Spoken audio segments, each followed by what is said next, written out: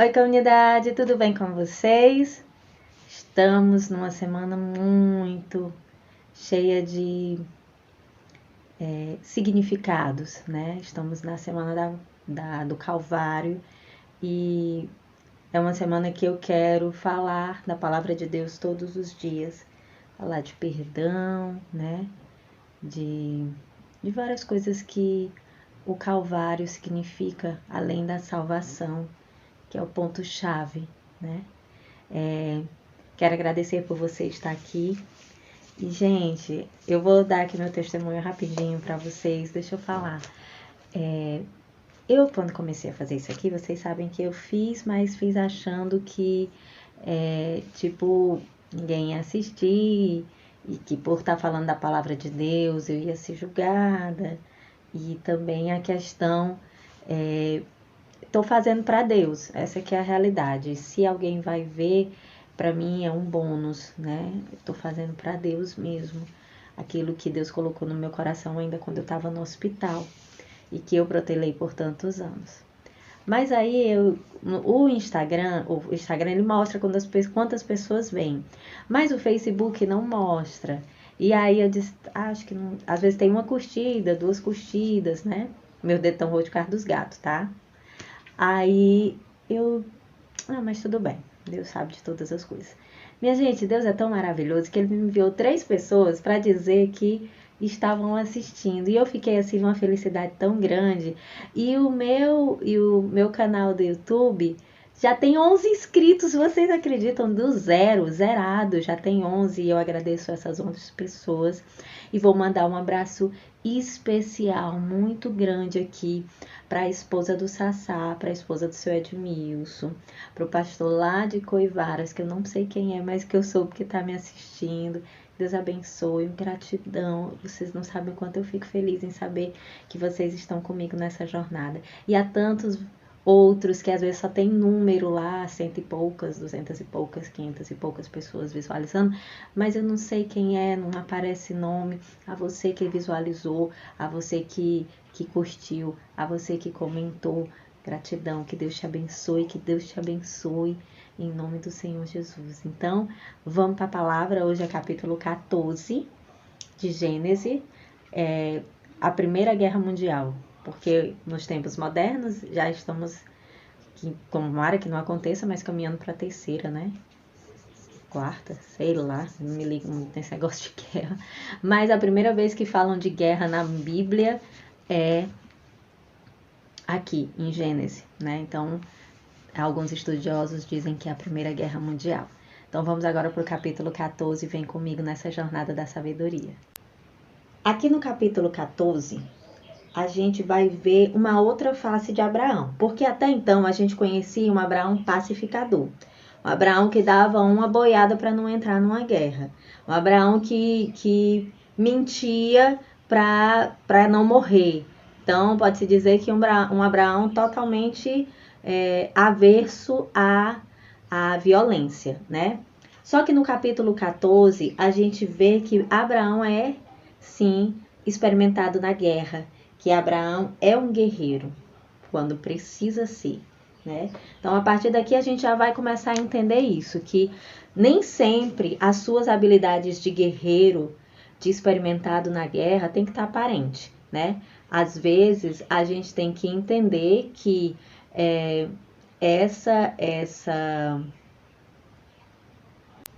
Então, o que é que a gente pode entender? Que a gente só deve mostrar a nossa face de guerreiro quando for nos momentos certos e se Deus estiver à frente, né? No versículo 1 do capítulo 14 diz assim, é um nome bem estranho, tá? Não tô dizendo que tô lendo certo, mas vou tentar. Vou fazer que nem a Maria Flor, vou dar o meu melhor. O rei de Senaar, Arioque, rei de Eleazar, Codorlaomer, o nome deste rei, que por sinal era um rei que tocava terror, né? Onde ele passava, ele deixava rastro de destruição. Era um rei muito temido da época e os reinos pequenos se subjugavam a ele, né? Serviam a ele. O rei de Bará, o rei de Tadal, rei de Goim, fizeram uma guerra contra o rei de Bará, que era o rei de Sodoma, contra o rei de Adama, que era o rei de Semebé, e contra o rei de Seboim,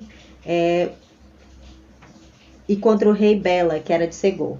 Estes últimos se reuniram no vale de Sidim, onde é o Mar Morto. Durante 12 anos tinham ficado submissos a Codolomor. Acho que é esse o nome. A Codolomor. Mas no 13º ano se revoltaram. Isso significa o quê? Que enquanto eles estavam, quietinho, pianinho, Codolomor estava, beleza, tá tudo certo. Mas quando eles se revoltaram, ele juntou lá a galera dele, os reinos fortes, e foram contra eram 5 reinos contra 4 reinos, né? Estes últimos se reuniram no Vale de Sidim, que esse vale aqui, na estratégia do rei de Sodoma, era o lugar mais propício para vencer a guerra, tá? No 14º ano veio Codolomor com seus reis e aliados e derrotou os Rafaitas em Astorat, Carnaim, e os Uzim em An, os Emim em planície de Caritaim, e os Horitas nas montanhas de Seir, até Elfarã, na margem do deserto.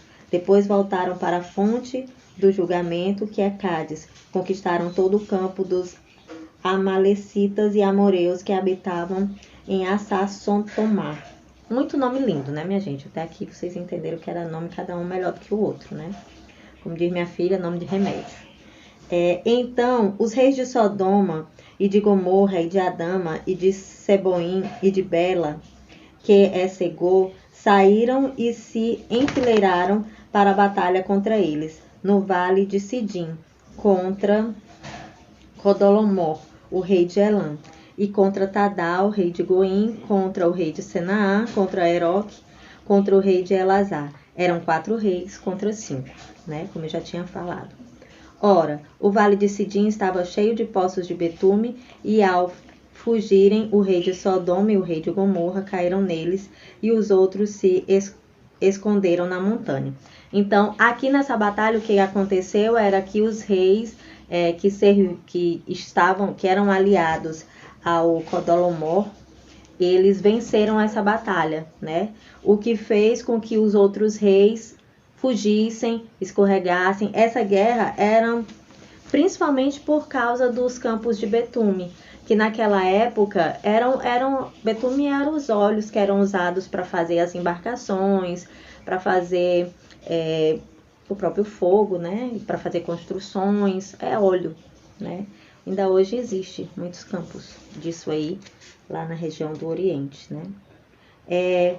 Os inimigos saquearam todos os bens, né, de Sodoma e Gomorra, e levaram os alimentos. Levaram também Ló, que era o sobrinho de quem? De Abraão. Aí o que foi que aconteceu aqui?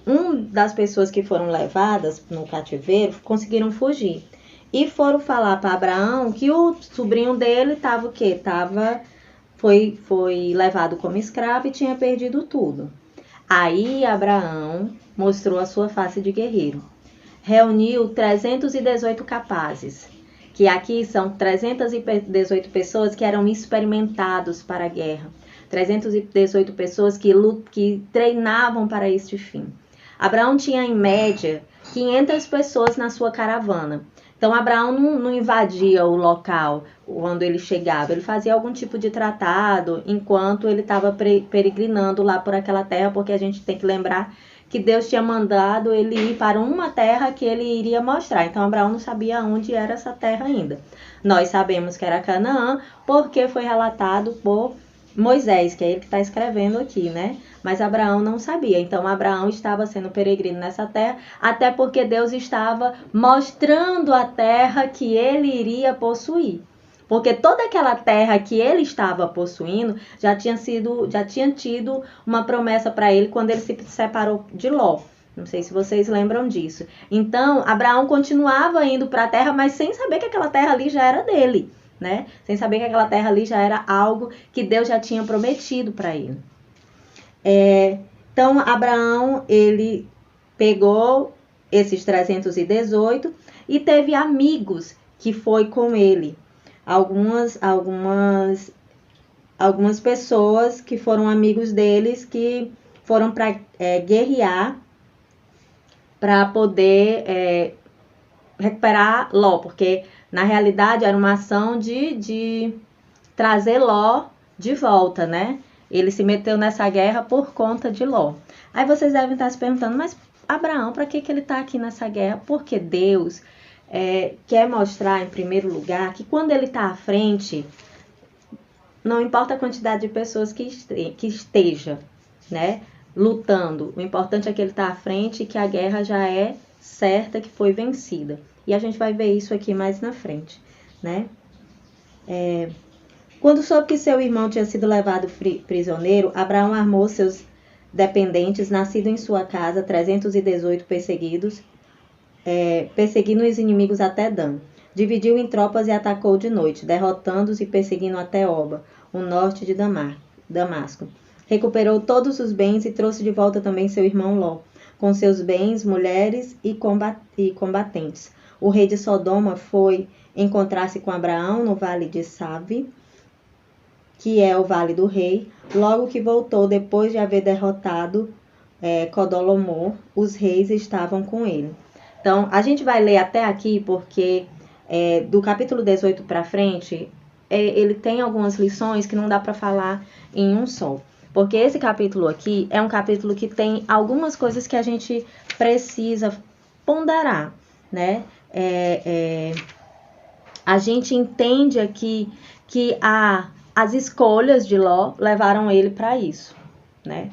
Ló foi que escolheu viver na terra de Sodoma e Gomorra. Ló foi que não consultou a Deus para onde ele devia ir. E aí terminou acontecendo isso. E Abraão, ele não tinha nenhum tipo de obrigação de ir resgatar o sobrinho dele, né? Já que foi uma escolha dele. Mas aqui a gente vê a questão da compaixão, a questão do saber entender quando o outro erra e a questão do resgatar.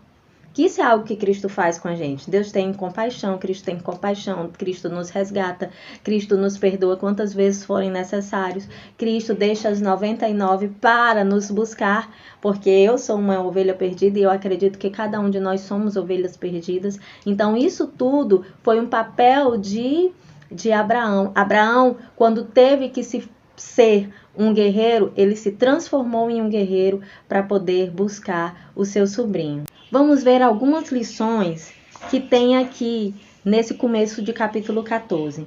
Primeiro, a gente tem que aprender a fazer aliança com as pessoas certas. Abraão fez aliança com as pessoas certas porque, além dos 318, os amigos dele, Abraão, foi com ele também para a guerra. Então, foi uma base de umas 500 pessoas.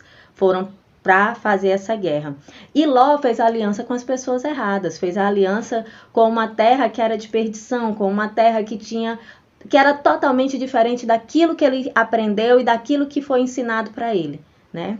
Outra coisa, quando o nosso general é Cristo, a batalha já está vencida. Quando o nosso general é Cristo, não importa as dificuldades da batalha e se são 5 reinos que vêm contra nós. Quando Cristo está à frente, nossos 318 dão a conta dos 5 reinos que se levantam. Então, não temas. Se essas pessoas que estão aí parecendo um exército estão vindo contra você, se estão vindo contra mim, a gente não deve temer. Por quê? Porque nós estamos com o general, que nunca perdeu uma batalha, que é Jesus Cristo. Então, essa batalha já foi ganha em nome de Jesus. É só a gente confiar, certo? Abraão, ele, quando foi buscar resgatar Ló, ele foi com foco, ele foi como dono da terra. Ele nem sabia que aquela terra seria dele. Ele nem sabia. Porque até então Deus estava peregrinando ele, levando ele para tudo quanto era lugar. Ele obedecia a Deus, mas não sabia para onde é que ele estava indo, né? Então, o que foi que Deus fez? Deus preparou Abraão, forjou Abraão para ele conhecer aquela terra que um dia seria dele. Aliás, que já era dele, só que ele ainda não sabia porque não tinha tomado posse. Então, quando Abraão foi para resgatar Ló, Abraão foi como dono da terra. Então, tudo que a gente for fazer na nossa vida, isso a gente pode trazer para a nossa vida hoje. Você hoje está como empregado de uma loja, eu hoje estou como gerente de outra, alguém está como dono de um negócio. Tudo aquilo ali, a gente tem que dar o nosso melhor. Tem que tratar como se fosse nosso. Ah, mas eu não estou sendo paga para isso. Se Abraão pensasse assim, tinha perdido a guerra. Porque Abraão foi estrategista, tomando posse de algo que nem dele, na cabeça dele não era. Mas como tinha um propósito de resgatar alguém que ele gostava muito, ele fez todas as estratégias de um rei, como se ele estivesse tomando posse da terra dele, como se ele estivesse lutando pela terra dele. Né? Então, quando a gente começa a tratar as nossas coisas, os nossos negócios, aquilo que nos propomos a fazer, quando a gente começa a tratar dessa forma, com foco, com comprometimento, a vitória é certa. Né? Outra coisa é quando nós temos Deus como Deus de providência. Quando Deus é o Deus de providência, não importa o tamanho da guerra, ela já foi vencida. Então, essa parte da Bíblia é uma parte que nos ensina, primeiro, quando vem 5 reinos contra nós, pode ter certeza que tem um propósito. Tem a mão de Deus ali para baixar a nossa bola, para tirar o nosso orgulho, para fazer a gente repensar, para fazer a gente voltar para Ele. Quando Deus coloca uma pessoa numa situação de risco, essa pessoa a gente gosta muito, Deus está usando essa situação para que a gente possa ter paixão, ou compaixão, para que a gente possa ter um olhar de compreensão, mesmo que aquilo nos escandalize, certo? Então, Deus está nos ensinando através dessa guerra aqui, que houve um homem que se mostrou o seu lado guerreiro quando foi preciso, um homem que teve foco e tomou tarefa dada, tarefa cumprida, tomou para si aquilo ali como se fosse dele e foi atrás e venceu, devolveu Sodoma para o rei de Sodoma, os despojos devolveu para o dono para que não dissesse que ele tinha se enricado por causa da desgraça de ninguém. Então, assim, um homem totalmente massa, né? E pai da fé mesmo, um homem temente a Deus, um homem que coloca Deus em acima de tudo e de todos, né? E é por isso que ele está aqui sendo contada a história dele gerações após gerações. Então, quero agradecer você por ter chegado até aqui, na metade do capítulo 14, nós vamos para o restante do capítulo 14, que é outra história muito massa, que tem muita coisa para a gente aprender. Quero orar com você que chegou até aqui e dizer que com fé em Jesus, mesmo com os dedinhos roxos ou tortinhos, ó, que tá tortinho hoje, eu vou estar aqui orando com você, tá bom? E ouvindo a palavra e aprendendo junto, porque eu tô aprendendo com você, tá? Tô aprendendo junto com você, essa jornada eu não tô fazendo sozinha e fico muito feliz porque você tá comigo, tá bom? Então vamos orar a Deus. Pai Santíssimo que nos céus habita, gratidão por esse momento. Gratidão por estarmos aprendendo cada dia a palavra, por já estar no capítulo 14. Gratidão porque sabemos que tem muito mais aí por vir. Gratidão pelo teu poder e pela tua misericórdia infinita. Gratidão pelas pessoas que oram, que curtem, que compartilham, as pessoas que visualizam. Gratidão por aquelas pessoas que eu nem sei quem é, meu Pai, que estão assistindo. Gratidão pelas 11 pessoas lá do YouTube. Gratidão por esta pessoa que está orando por mim. Abençoa a vida dela, que a semana dela seja uma semana cheia de paz, saúde e prosperidade, que todos os caminhos dela, ela possa colocar o Senhor à frente. Me ensina a fazer isso também, não me esquecer em nenhum momento. Eu te peço em nome de Senhor Jesus. Amém. Amém. Beijo, comunidade. Até amanhã.